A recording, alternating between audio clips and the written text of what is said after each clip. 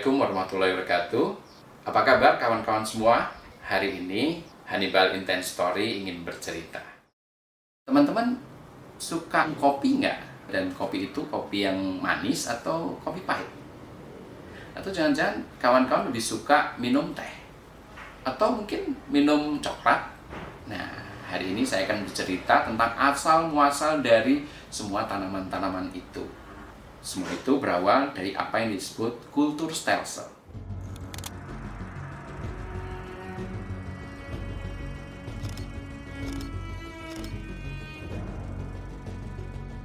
Teman-teman, kalau kita ngomong tentang kultur stelsel, mau nggak mau kita akan membicarakan tentang masa penjajahan di Indonesia.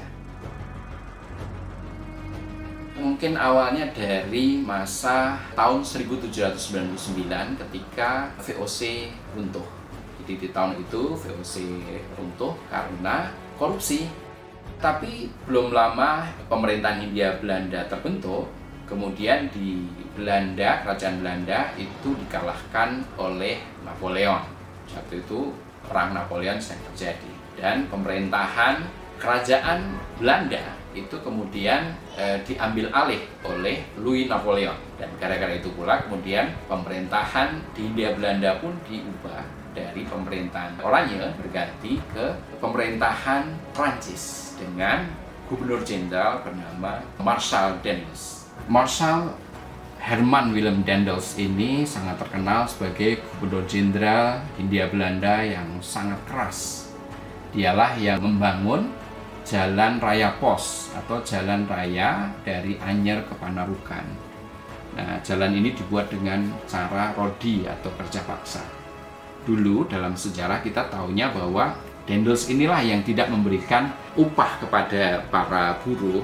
Tapi ternyata kemudian dari catatan sejarah, sebenarnya pemerintah Hindia Belanda di bawah Daendels ini memberikan upah, tapi kemudian upah itu diambil alih oleh para penguasa pribumi. Waktu Daendels ini berkuasa, dia juga berupaya menundukkan kerajaan-kerajaan Islam di Indonesia.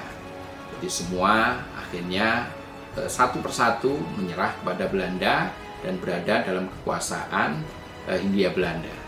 Kemudian pada September 1811, Hindia Belanda ternyata jatuh ke tangan Inggris. Waktu itu dipimpin oleh Thomas Stamford Raffles yang kemudian menjadi Letnan Gubernur Jenderal di Nusantara, mewakili Lord Minto, Gubernur Jenderal Hindia Timur, jadi seluruh Asia Selatan dan sampai Tenggara yang berdudukan di Kalkuta, India. Daendels tadi kejam, tapi yang benar-benar kemudian menghancurkan banyak kerajaan di Indonesia, tokoh yang namanya Raffles ini. Raffles dikenal kalau di Indonesia kan ada The History of Java. Seolah-olah dia adalah seorang gubernur jenderal yang sangat care pada kebudayaan dan sebagainya. Padahal di balik itu dia juga menindas Raja Jawa, termasuk salah satunya menghancurkan kerajaan Ngayogyakarta Hadiningrat.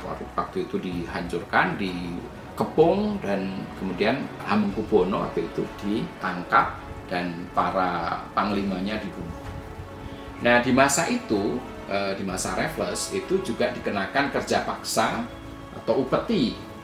Bahkan kemudian ada yang namanya pajak tanah. Pajak dan cukai tanah itu dikumpulkan oleh para bupati yang berada di bawah kekuasaan Inggris dan kemudian dilaporkan atau diberikan kepada pemerintah Inggris di Hindia Belanda. Tapi untunglah waktu itu kekuasaan Inggris di Jawa tidak terlalu lama. Pada 1816 begitu perang Napoleon berakhir, Inggris harus menyerahkan Hindia Belanda kepada pemerintah kerajaan Belanda.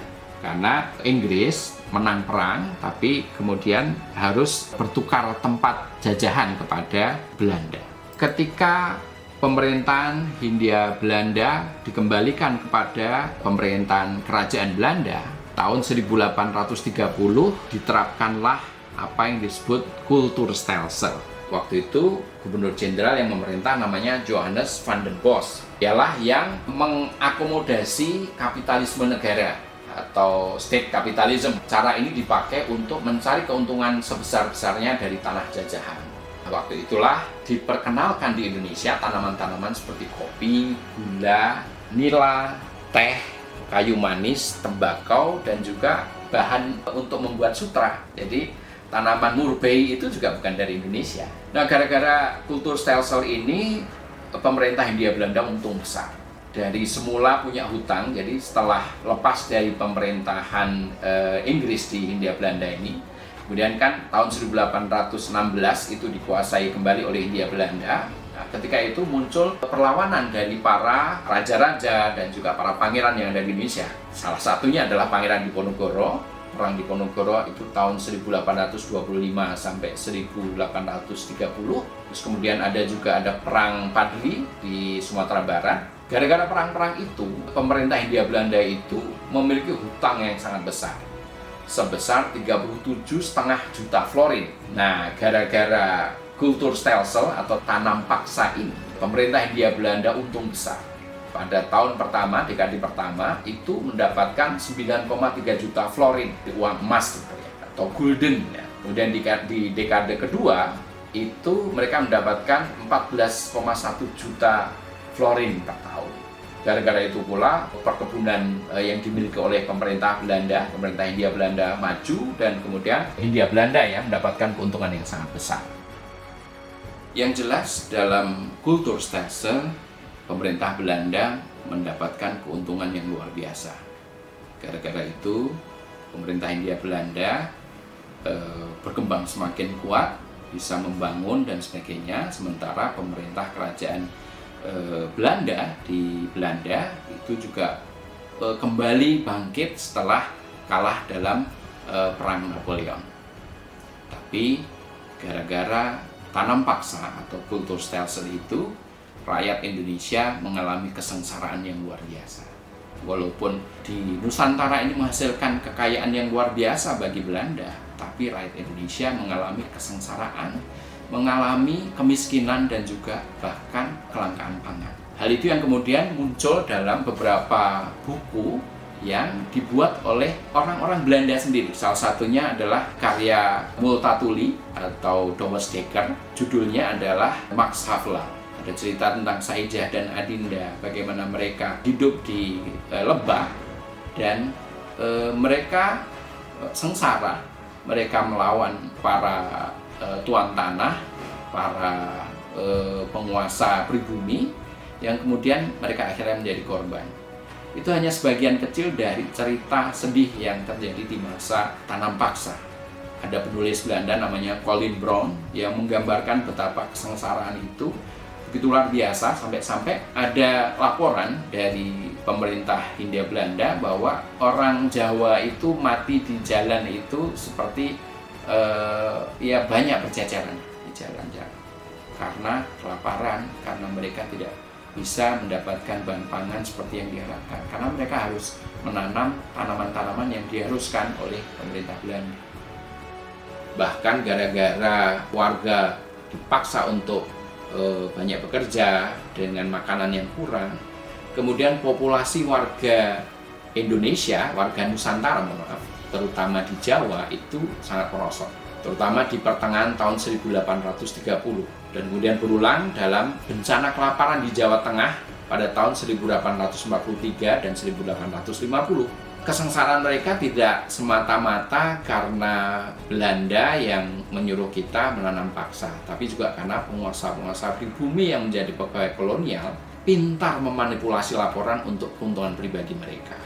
Gara-gara di Nusantara terjadi kelaparan yang luar biasa, kesengsaraan yang hebat, dan juga banyak yang meninggal, kemudian banyak orang Belanda yang punya dasar etika melihat bahwa jangan sampai tanam paksa itu menyebabkan penderitaan orang Jawa. Mereka ini cukup kuat di parlemen, sehingga akhirnya mereka bisa memaksa Dewan Rendah maupun Dewan Tinggi. Jadi ada dua kamar ya di Belanda, itu Eerste Kamer, Tweede Kamer.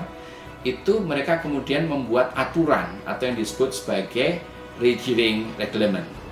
Dan di situ berdasarkan laporan-laporan seperti yang tadi dikatakan oleh Colin Brown tadi, pemerintah Hindia Belanda kemudian mengendurkan tanam paksa, mulai dari pembebasan tanaman lada, tanaman cengkeh dan pala, kemudian tanaman teh dan nila, Kemudian yang terakhir adalah untuk gula dan kopi.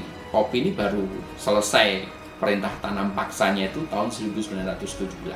Mereka orang-orang yang mengusulkan untuk pengenduran tanam paksa ini, mereka adalah para pendukung atau kelompok politik liberal di Belanda. Mereka memaksa pemerintah Hindia Belanda untuk mencabut aturan tanam paksa ini. Kemudian dari yang tadinya kapitalisme negara, mereka berhasil memaksa pemerintah Hindia Belanda untuk menerima perusahaan-perusahaan swasta. Kemudian ada Undang-Undang Agraria tahun 1870 di mana tanah kemudian boleh dimiliki oleh warga Eropa, kemudian diperkenankan juga sewa lahan bagi orang asing dan sebagainya. Dalam situasi inilah kemudian muncul apa yang disebut politik etis yang melihat kesengsaraan warga tadi. Tokoh dari politik etis ini namanya adalah Van de Venter. Dia membuat tulisan di majalah The Gids dengan judul N. R. Schuld atau Hutang Budi. Dialah yang menghimbau pemerintah Belanda untuk mengembalikan atau mengganti laba yang sudah dihasilkan dari kekayaan tanam paksa yang dikeruk dari Nusantara. Dari situlah kemudian berkembang langkah-langkah selanjutnya dari politik etis. Itu tadi cerita tentang kultur stelsel. Masih banyak cerita lagi tentang Indonesia sebelum merdeka. Setelah ini kita akan ikuti episode tentang politik etis. Jangan lupa teman-teman senantiasa untuk menonton channel Hannibal Intense Story. Jangan lupa klik, subscribe, dan like. Assalamualaikum warahmatullahi wabarakatuh.